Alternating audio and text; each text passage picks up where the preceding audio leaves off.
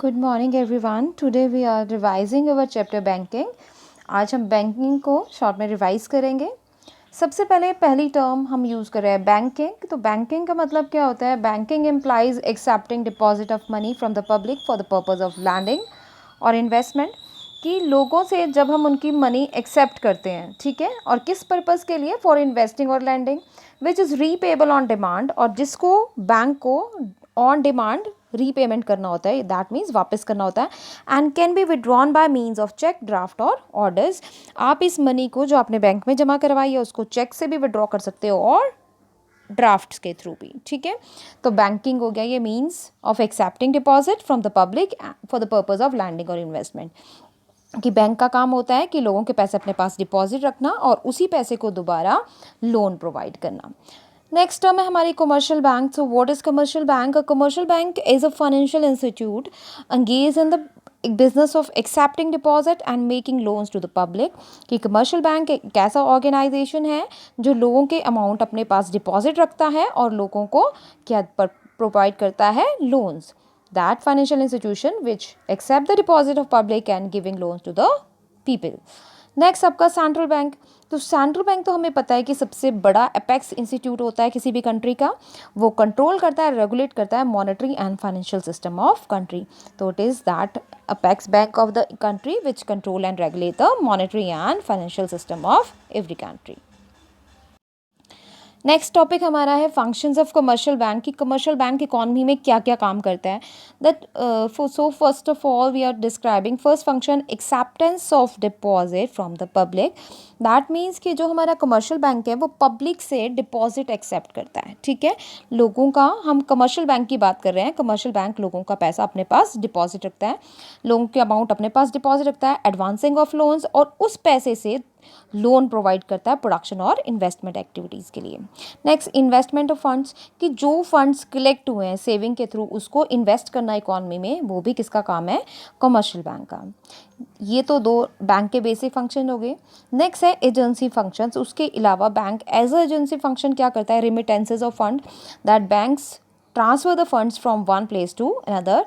कि बैंक एक जगह से दूसरी जगह फंड्स को ट्रांसफर करने का काम करता है, ठीक है। लाइक आप ड्राफ्ट भेजते हो किसी को, और मनी आप चेक्स के थ्रू पैसे देते हो, तो that is remittances of funds. Collection and payment of funds. इसी तरह कुछ फंड्स की कलेक्शन और कुछ फंड की पेमेंट्स भी बैंक करता है। लाइक आप बैंक में कंसेंट दे देते हो कि हर महीने आपकी रेंट बैंक पे करेगा, तो इस तरह बैंक कुछ पेमेंट्स भी करता है। लाइक LIC की प्रीमियम अमाउंट बैंक के थ्रू पेमेंट होती है, और कई बार बैंक आपकी कलेक्शंस भी करता है। लाइक आपका हर महीने कहीं से पैसे आना हो तो बैंक में वो अकाउंट में डिपॉजिट हो जाता है। Next sale and purchase of security. आपने म्यूचुअल फंड्स देखा है कि बैंक का म्यूचुअल फंड में भी इन्वेस्ट करता है, तो इसी तरह बैंक कंज्यूमर के बिहाफ पे, सिर्फ आपकी मर्ज़ी के बिना नहीं, आपके बिहाफ पे सिक्योरिटी को यानी शेयर्स को, डिबेंचर्स को स्टॉक एक्सचेंज से खरीदने और बेचने का काम भी करता है। तो it means sale and purchase of securities can be done with the help of commercial bank but on the behalf of consumer. Next is representation and correspondence. That means bank act as a representative in some cases. कुछ एक cases में bank representative का काम भी करता है। Next trusteeship. कि कई बार ट्रस्टी, अगर बैंक किसी भी इंस्टीट्यूट का ट्रस्टी हो तो उस ट्रस्ट के सारे अमाउंट जो है वो बैंक में ही डिपॉजिट होता है। कि बैंक ट्रस्टी का काम भी, फंक्शन भी परफॉर्म करता है। इसके अलावा दूसरे जनरल यूटिलिटी फंक्शन लाइक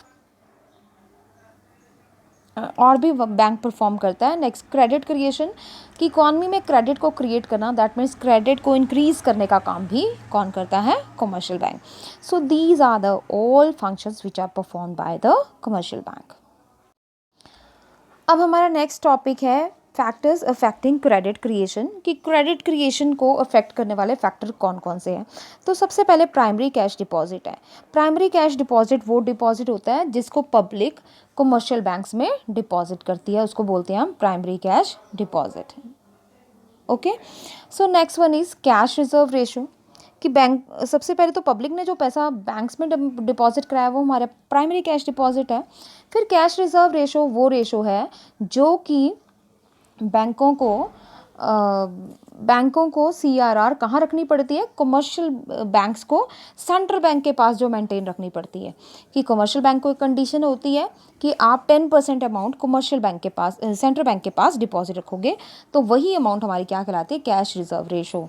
तो it is that ratio, it is that percentage of total deposit which is required to kept with RBI, that means Reserve Bank of India, कि जो सेंट्रल बैंक के पास आपको पैसा रखना होता है टोटल डिपॉजिट का, उसको बोलते हैं cash reserve ratio. Next, banking habit of people, कि किसी भी इकॉनमी में क्रेडिट क्रिएशन इस बात पे डिपेंड करता है कि लोगों में बैंकिंग हैबिट्स कितनी है, वो बैंकों का यूज़ कितना करते हैं, वो कैश में ज़्यादा डीलिंग करते हैं या बैंक्स के थ्रू डीलिंग करना पसंद करते हैं। अगर हम इंडिया की बात करें तो इंडिया में ज़्यादातर लोग कैश के थ्रू डीलिंग करना पसंद करते हैं, लेकिन आजकल मॉडर्नाइजेशन से ट्रेंड चेंज हो रहा है। Next, policy of the central, कि सेंट्रल बैंक की पॉलिसी क्या है, वो क्रेडिट को इंक्रीज़ करना चाह रहे हैं या डिक्रीज़ करना चाह रहे हैं, उस पर भी डिपेंड करता है हमारी इकॉनमी का क्रेडिट क्रिएशन। तो ये तो हो गए हमारे factors affecting credit creation. Now what are the functions of central bank. अब हम पढ़ रहे हैं कि फंक्शंस क्या है सेंट्रल बैंक के, सेंट्रल बैंक काम क्या करता है। अब सेंट्रल बैंक कौन सा बैंक था, सेंट्रल बैंक था हमारा कौन सा बैंक, RBI, ठीक है, जो कंट्री का सबसे बड़ा अपेक्स बैंक है, जो कंट्रोल करता है पूरी इकॉनमी में क्रेडिट को, उसको हम बोलते हैं central bank. So first function of central bank is bank of issue, कि bank of issue, that means ये कंट्री में नोट्स इशू करने का काम कौन करता है, हमारा सेंट्रल बैंक करता है। इसी को हम क्या बोलते हैं, बैंक ऑफ इशू, क्योंकि वो इकॉनमी में करेंसी इशू करने का काम करता है। नेक्स्ट है banker, agent and adviser to the government, कि सेंट्रल बैंक जो होता है वो गवर्नमेंट का बैंकर भी होता है, क्योंकि गवर्नमेंट के वेरियस डिपार्टमेंट्स के अकाउंट कहाँ होते हैं, सेंट्रल बैंक में। RBI में अकाउंट होते हैं, जैसे रेलवे डिपार्टमेंट का अकाउंट है, पोस्ट है, टेलीग्राफ डिपार्टमेंट का अकाउंट है, UTI का है, LIC का है, तो इस तरह ये गवर्नमेंट का बैंकर भी है। Next, agent of the government, कि ये गवर्नमेंट का एजेंट भी है, ये गवर्नमेंट के बिहाफ पे कई डिसीजन भी लेता है।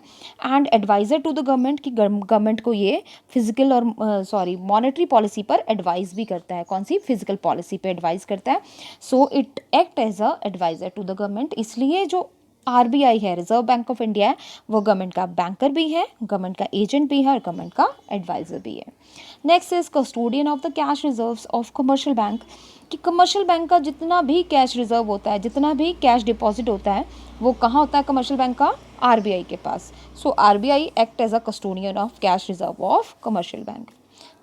Next one is custodian of nation's reserve और इंटरनेशनल करेंसी, कि जो इंटरनेशनल करेंसी है, ठीक है, उसको अपनी कस्टडी में कौन रखता है, यानी जितनी भी फॉरेन कंट्री के डॉलर्स है, दिनार है, पाउंड्स है, इंटरनेशनल करेंसीज हैं, उनको होल्ड करने का काम कौन करता है, RBI, यानी वो कहाँ डिपॉजिट होती हैं, RBI में।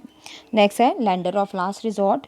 लेंडर ऑफ लास्ट रिजॉर्ट का मतलब होता है कि अगर कमर्शियल बैंक को कहीं से भी लोन प्रोवाइड नहीं होता है, उनको कहीं से भी लोन नहीं मिल रहा है अपनी रिक्वायरमेंट के अकॉर्डिंगली, तो वो लास्ट में किसके पास अप्रोच कर सकते हैं, RBI के पास, और RBI उनको सिक्योरिटी लेकर या बिना सिक्योरिटी के लोन भी प्रोवाइड करता है। So that means central bank act as a lender of last resort.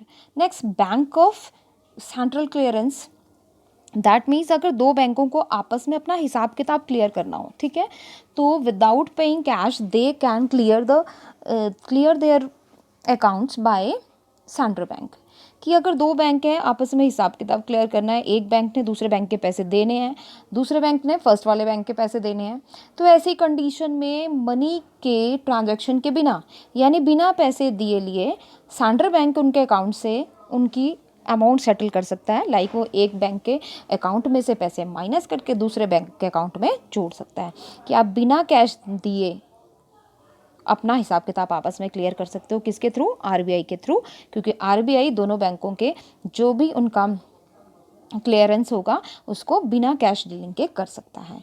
Next, controller of money supply and credit, कि इकॉनमी में मनी सप्लाई कितनी होनी चाहिए, उसको कंट्रोल करने के लिए क्या क्या करना है, ये सब कौन डिसाइड करता है, RBI, reserve bank of India, कि रिजर्व बैंक ही डिसाइड करता है इकॉनमिक में कंडीशन कैसे चल रही है, मनी की कमी है या मनी सप्लाई एक्सेस है, और उसके अकॉर्डिंगली फिर हमें डिसीजन लेने के लिए और मनी सप्लाई को कंट्रोल करने के लिए इंस्ट्रूमेंट यूज़ करने का राइट किसको होता है, सेंट्रल बैंक को। वही डिसाइड करता है कि इकॉनमी में क्रेडिट को कैसे कंट्रोल करना है, ठीक है। तो ये थे फंक्शंस किसके, सेंट्रल बैंक के फंक्शन। अब instruments of monetary policy and credit control measures. आपके क्रेडिट को कंट्रोल करने के लिए आरबीआई क्या क्या करता है। So first one is quantitative instrument. Quantitative है, जो क्वांटिटी को डिसाइड करते हैं, वो इंस्ट्रूमेंट कौन कौन से हैं। पहला है हमारा bank rate, open market operation, cash reserve ratio, structural liquidity ratio, qualitative instrument, margin requirement, rationing of credit, direct action और moral solution. So we will discuss these instrument tomorrow. हम कल ये सारे इंस्ट्रूमेंट, ठीक है, दो तरह के इंस्ट्रूमेंट होते हैं कंट्रोल करने के लिए, एक होती है हमारी मॉनेटरी पॉलिसी, एक होती है फिजिकल पॉलिसी। तो मॉनेटरी पॉलिसी में दो इंस्ट्रूमेंट होते हैं, क्वालिटेटिव और क्वांटिटेटिव। तो उसमें से हम ये दोनों ही टाइप के इंस्ट्रूमेंट कल डिस्कस करेंगे। So you all will revise the chapter carefully. Thank you.